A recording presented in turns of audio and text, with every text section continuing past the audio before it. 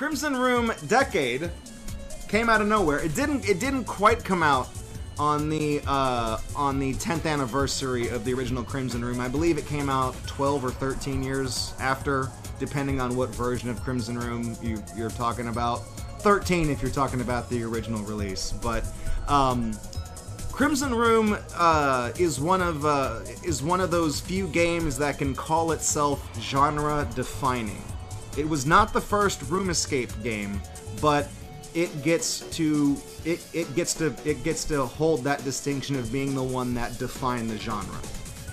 Just because it was a huge success, and I have so many fond memories of playing the original Crimson Room with friends of mine when it first came out, and we were trying to figure out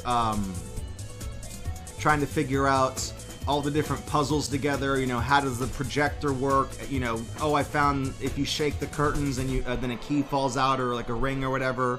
So I have very fond memories of that, and that game really stuck with me, and I love the other games in the series as well. And I mentioned after White Chamber the series ended, but Toshimitsu Takagi still kind of remained in the gaming scene, because the first 3 Crimson Room games, Crimson, Viridian, and Blue, did get ported to the Nintendo DS in a Japan-only version, in a special anthology release, and I believe the original Crimson Room was also released, I think, on the PSP, or on like the PlayStation Network, or both. So the original Crimson Room does live on in future releases that came out after, you know, the end of the original series. And then we did have some radio silence, but out of nowhere, Degica Games, Dream Holdings, and Takagism, which is Toshimitsu Takagi's personal like art house, they all teamed up and brought us Crimson Room Decade, which takes place, as you can see, in the Crimson Room. And I'll give you a little bit of backstory here, but essentially, at first I was I'm not sure how I felt about this game, because we're gonna blow through a lot of this. So we're just gonna go for 100%, which means we're gonna collect all the journal pages, but we're not gonna stick around to read them all. We're just gonna mash through and get them all. But this game takes place in the Crimson Room, but the Crimson Room is, I guess, a cabin in a ship called Le Crimson, which means it's French, it's crap. But but as the person wakes up in this room, he realizes something is wrong. Like, but this isn't his cabin. Something has happened. He's been stuck in this room. He can't remember for how long. It's kind of tied in to the first game, where you wake up and the character, the protagonist is like, wait, how the hell did I get here? And so in that regard, there's some similarities. But the game is just different enough. Like, if you've played the original game, you're going to see a lot of familiar things. Some of the same items come back in this game, but they've got totally different uses. Some things that appear from the first game that weren't necessarily items are now items in this game. So, having just seen the first game, this one, like, you don't necessarily have to have played the first game to understand or appreciate this one, but it helps, and it kind of gives you a little bit of a leg up. And if you try some of the solutions from the first game in this one, the game fucks with you. It knows what you're trying to do, and it says, not this time. You can't do that. Like trying to use a screwdriver on the doorknob, for example. So for me, the way I saw Crimson Room Decade is you wake up in it and it looks like 10 years have passed. Like, this room is a fucking mess. It's a wreck. And there's an explanation for that. We'll get into it. But really, for me, I was kind of soured because I was like, man, you put the room in a boat. What the hell is this? Because when you open the curtains in the first Crimson Room game, you could see that there's a city out there. You could look out the window, and if you click on it, there's a city. This one, you open it, you can't really see outside of the window, but there's still something on the window, something familiar. But so I was like, I don't know how I feel about this. I feel like you're kind of rewriting the mythos of the Crimson Room, but the more I thought about it, the more I was like, I was like, what if the Crimson Room is not a physical place? What if the Crimson Room is psychological? So that means it could materialize anywhere. Like, this guy was on a boat, and he's like, this isn't my cabin. What the hell is... What is this? But there's fragments of things that remind him of the boat that are in this room. So that puts a whole new spin on it. It's like, okay, so maybe the Crimson Room's all up here. That means anyone at any time could wake up in the Crimson Room. And then for me, as such a huge fan of the original, starting up this one, when you start it up and you sit up in the bed and you see that blue door and the drawers down there on the red wall, like, that gave me literal goosebumps the first time I saw it when I played this game, because I was like, holy shit. Like, we're back. We're back.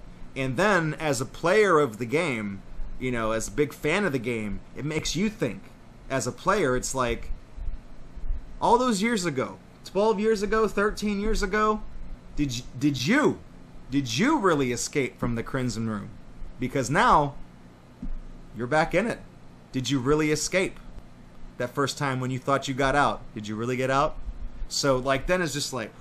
And then this game has its own kind of weird meanings, and I'll talk about that once we beat it, but just kind of pay attention to as we go. Crimson Room, 100%. 3, 2, 1, Crimson.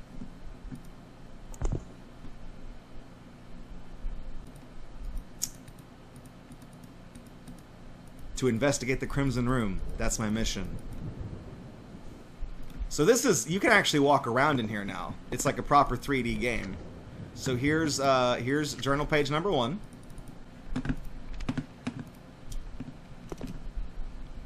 Pick it up. Here's journal page number 2. Here's journal page number 3. That's all we're going to find until we start activating things. I just want to do something real quick. If I crouch down, seeing that, my God, that is iconic. And seeing it so derelict and run down because 10 years have passed, that is a... I don't know. I'm not sure if that does for you what it does for me, but that's just crazy. So anyways, down here we got the plate, we got a ring, and what's funny is that the top of the table acts as our inventory now. Not the we don't have a proper inventory. Okay, down here we've got some scales, a little symbol down here.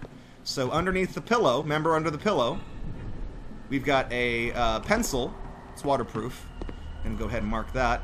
And if you look down here, 21, the 21st date. Now I can't scribble on the calendar, but you guys remember. You can play with the curtains. Does this look familiar? You guys seen this before? Does that look familiar?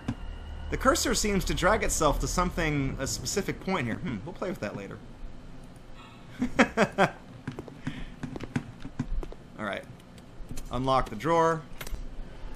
Now, see, there's not a stereo on top. We got a portable record player as kind of a compromise. But close that. I'm trying to shake the curtain to see if I can get a key to fall out or something like on the first game. Huh, that's not working. Hey, wait a minute. Every time I do that, it's putting days on the calendar. Okay.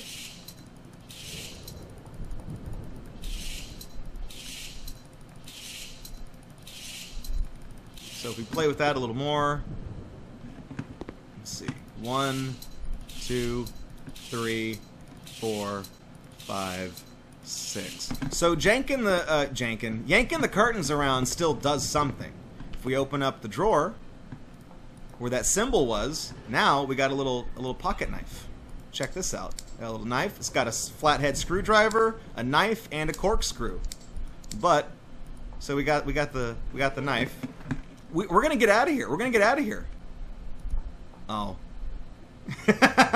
See what I told you? Not this time. Okay. So we need the blade out, actually, because there's the safe. There's the safe. It's been ripped out of the wall. So if we actually pry this off the wall, there's like a machine back here now, behind the safe. there's our 4th page. That's it for this iteration of the room. And yes, I did say iteration.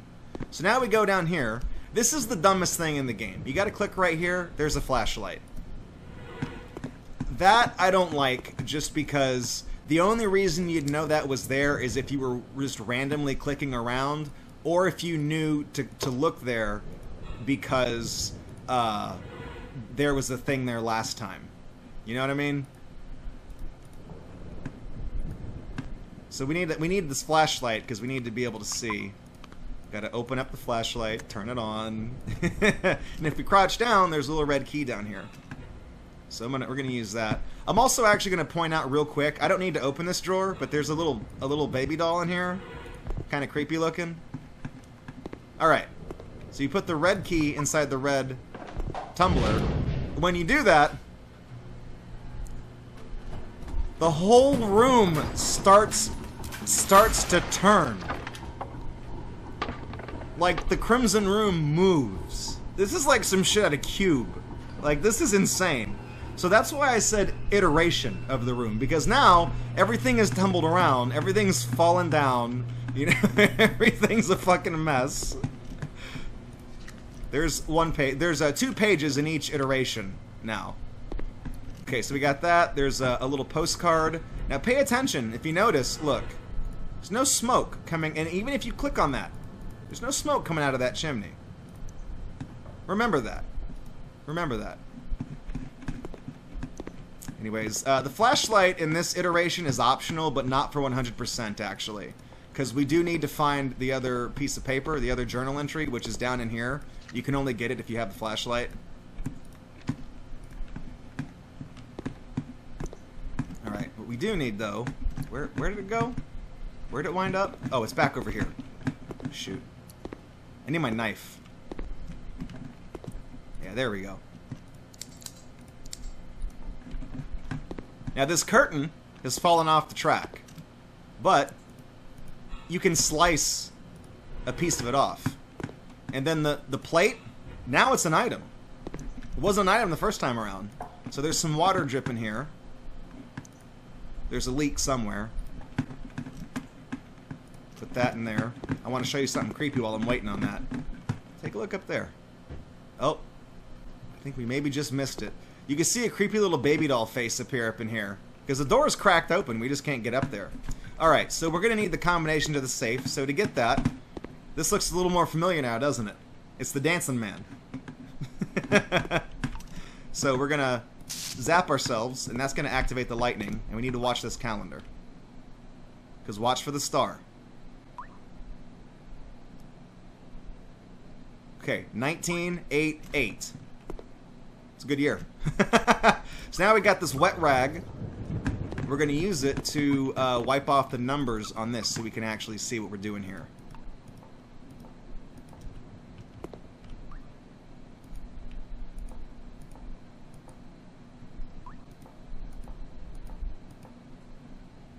Alright, so I'm going to put we're going to need the picture of the boat. We need the postcard. It's not a safe. It's a microwave. Alright, whatever. Well, we're going to put the postcard of the boat in there. We're going to close that. We're going to wait. And we're going to open it again. And it's a boat! Turned into a boat! Got ourselves a bona fide boat there. Need my knife. Again. Because remember, chimney number 4 is broken. So you can pop it off. And there's a blue key hidden inside of it. So that's it for this iteration of the Crimson Room, because we're going to go jam this key in there. And you can guess what's going to happen. Now it's going to turn 180 degrees the other way. So...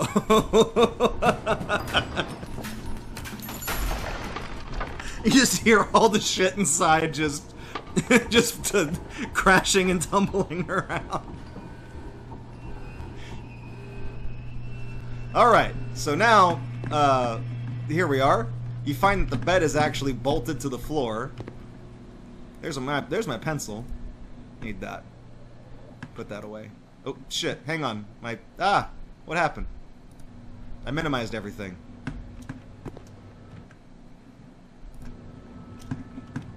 Okay, here we go. We're back. Sorry. That was weird. Lift this up. Hey! It's the hit single from Crimson Room. Right. There's a journal page.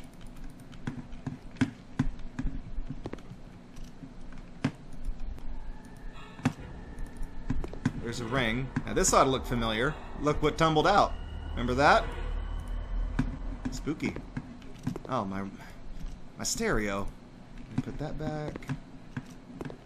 Need to get this ring. I don't know how that got there. That goes there.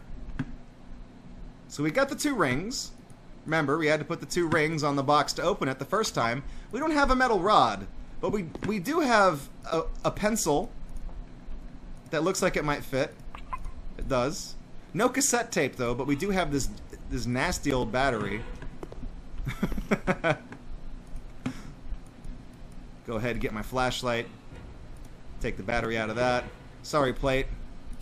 I need what's behind you. So that's both pages out of this iteration.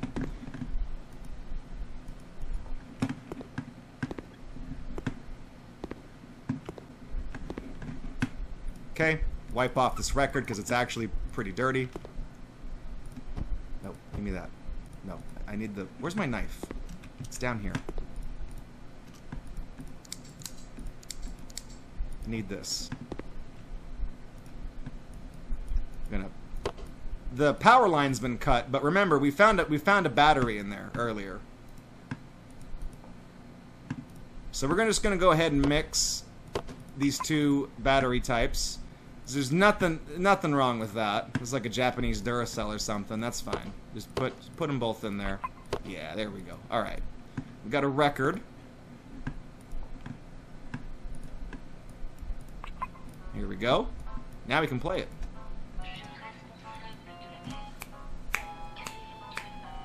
Yes, Fangermon, you can play the record. Oh, did my timer mess up? Yeah, that's all right. Oh, geez, the door broke. You can play the record dirty, but it just skips and it doesn't play the full song, which means it doesn't activate that thing. Anyways, I can fix that. I can fix the door. Hang on, I can fix it. Don't worry. Oh Jesus. Oh no. Okay, well that's fine. That's full of water. So let's just put our boat in there. Now this is the part that's weird, because that just drains the water, and then we can look at how tiny this ladder is, and we can climb down here, and now we're like little. We're little. Look at how big the door is. Like, what the hell happened? Anyways, there's one more piece of paper after this to pick up.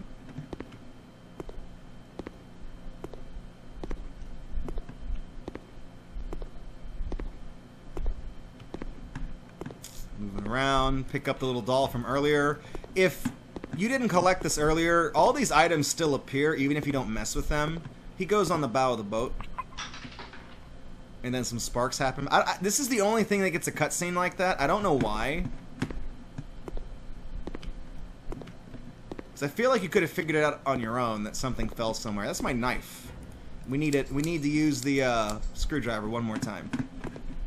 We got to get our 10th journal page to make it a 100% run. And it's hidden in here where the key was the whole time. All right. Well, this run's almost over, so I don't know about y'all, but I think I could go for a cold one. All right. Boop. There we go. That would be time. That would be time. Pop the cork on the wine, and we're good to go. So now we get this closing cutscene. Unfortunately, my timer broke. I'll have to time this game manually. So while this is going on, let me explain to you what I think the meaning of this game is. I said you could argue that Crimson Room dealt with life, the original one, and Viridian Room dealt with death and moving on to the afterlife. I think this iteration of Crimson Room, the Decade release, I think it deals with the concept of birth. Like, literally. You're in the Crimson Room. That could be That could be an allegory for a uterus of a fetus that's ready to be born, because they move around as they develop, so the room keeps turning and twisting and messing around. And then, of course, you break the door. That's the cervical cap, and the water drains, you know, the woman's water breaks or whatever, and then you go through that canal out into the world. So I know that that's like some really like weird, gross, big brain and like analysis of this game, but think about it. You put, it looks like a little baby on the decoration on the front of the boat to, you know, to open the pathway to sail out. Like there's a lot of clues that you could argue that mean it's like that's what this is about. So, and I'm sure if you were to read the journals maybe, or if you were to like pay closer attention to the lyrics of the song, you could probably derive a little more meaning from it. That's my interpretation of it, but I mean, your mileage may vary, but I genuinely think that's what this game is about. I think it's an allegory for birth. So, there's Crimson Room. And I am going to let these credits play out. I like to let the credits play out on all the games I play. Because there is a special thing at the end of this game that really irks me. Because we're on the verge of greatness. And you'll see it. But Crimson Room Decade, I was 50-50 on it when it came out. You know, I was like, I don't know how I feel about it. I don't know if this is the best game in the Crimson Room series. I still think White Chamber might hold that title, but this is certainly up there as one of the best. Anyways, wait for it. Background's red. Turns green. It turns green! It turns green before the fade to black. That's it. That is such a teaser for Viridian Room Decade, and the game never came out. They never continued the Decade series, and that's such a letdown. Like, they need, you guys, Degica, Dream Holdings, Toshimitsu, can I call you that, Mr. Takagi? You guys need to get back together. You need to continue the story. You need to make Viridian Room Decade, okay? Because this game is phenomenal. And Viridian Room, I think, is of the three games, not counting Blue Chamber, I think Viridian Room is the weakest of the three, because it's kind of the most janky and the most confusing. But I feel like with the remix job that they did on Crimson Room Decade, this is insane. I don't think when Takagi made this game 12, 13 years ago, actually, well, it's 2020, so we're coming up on 16, 17 years ago. I don't think when he made the original Crimson Room, I don't think he designed that having in mind that someday in the future he would have to find new ways to reuse and reincorporate these items and things like that. I don't you know, so the fact that he was able to take what little there was in the Crimson Room and turn it into a brand new puzzle, one with a completely different solution, and one where if you try the old solution, the game is like, no, you're stuck here. So just that, the amount of ingenuity that went into re-engineering all the puzzles in the game, like, my hat is off to you. That is incredible. That's amazing. So you know, I just wish that this series would continue. I want to see a remake of Viridian Room. I want to see the Viridian Room all decrepit. You know, obviously the body's not going to be there anymore because it's implied that, I guess, his entire, what remained of his corporeal form ascended into a heaven or whatever. So what would be next in the Viridian Room? Would it be your own mortality? What's next? What's next? Damn it, I want to know. You don't do the credits and tease me of Viridian Room Decade and then not make Viridian Room Decade. Come on. You can't do that. You can't blue ball me, man. You can't blue chamber my balls. Come on. Come on.